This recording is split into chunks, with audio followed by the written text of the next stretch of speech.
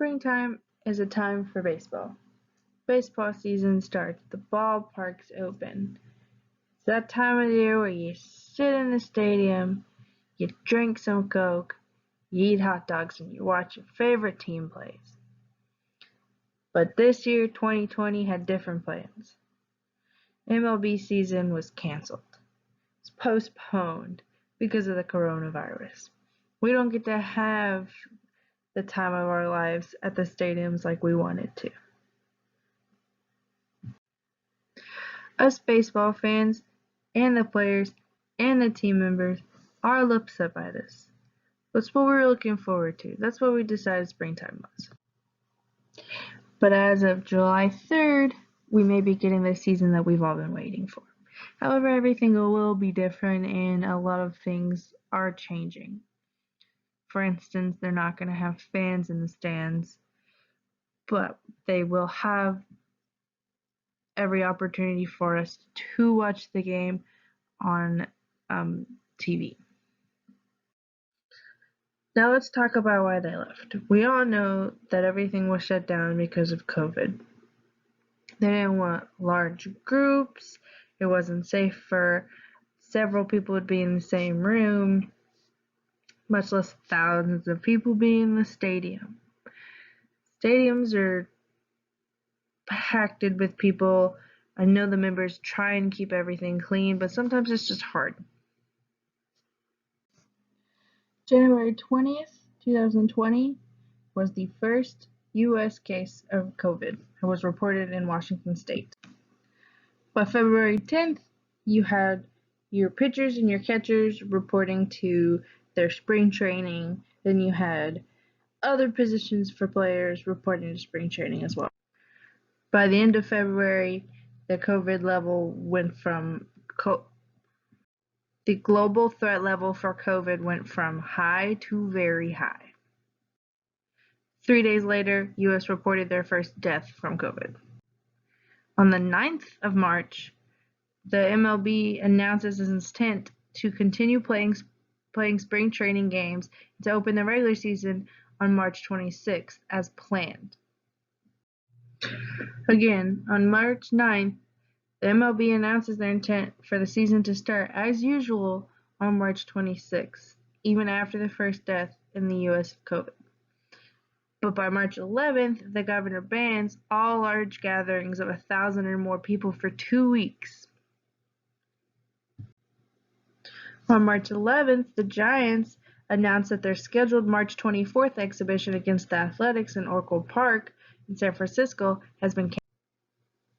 Around this time, the NBA suspended its season indefinitely after one of their players tested positive for the virus. March 12th, MLB announces that spring training games are canceled, and the start of the regular season has been pushed back for 2 weeks. The next day, the spring training camps have also been suspended. Major League players have been returned home.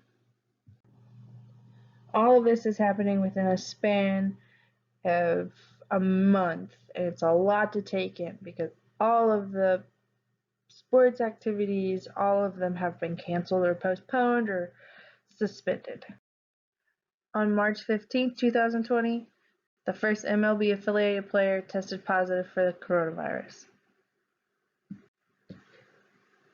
It was a minor leaguer, the unnamed player, and then the rest of the team, all of the other minor leaguers, were quarantined for 2 weeks. It was on March 16th that MLB announced that they will start the 2020 regular season will be pushed back until at least the middle of May. 2 days later, the Yankees confirmed that a second minor leaguer in their system has tested positive for the coronavirus as well. In the midst of all this bad news, also, each of the MLB's 30 teams commit $1 million to aid ballpark workers during this delay. As the time goes by, more players, more members from different teams are testing positive for the virus. And throughout this whole process, they are putting financial aid for minor leaguers. They're coming up with more policies to keep things going. More events are getting canceled. As of May 13th, MLB submits protocols for player testing and safety to the union in a 67-page document.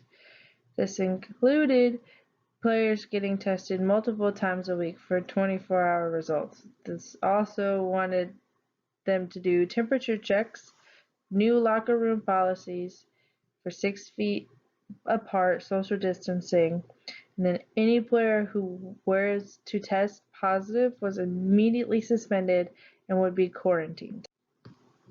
They also had severe policies on fighting. Any player who were to participate in a brawl would be ejected by the umpire and then get fines and suspensions from the league.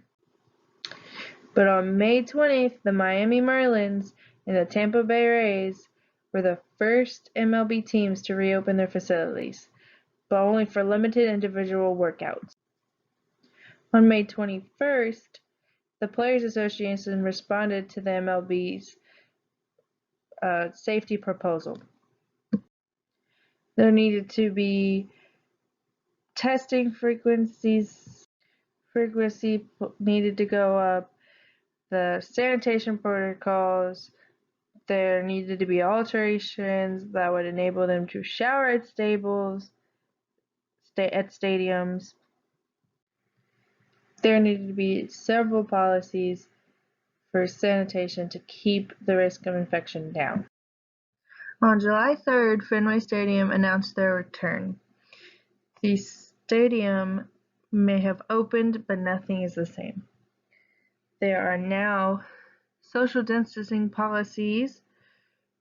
The teams and players may be able to be on the field without a mask, but anybody near them or anybody in close proximity of each other are wearing masks. Major League Baseball plans to open for a 60-day game season on July 23rd. However, there will be no fans in the stadium, and there will be no live audiences, but there will be a television series. Even though things may be different, this is something that is getting back on the air, something that we can look forward to because springtime is baseball season time. That's what we've looked forward to. It's going to be a lot different. One of the things that I want to know from you is, do you think that the risk the players and the staff members are taking is worth it? Is baseball a big enough risk for these players to continue to play and then risk getting infected by the coronavirus? And then what are some of the major differences about this season and last season of MLB?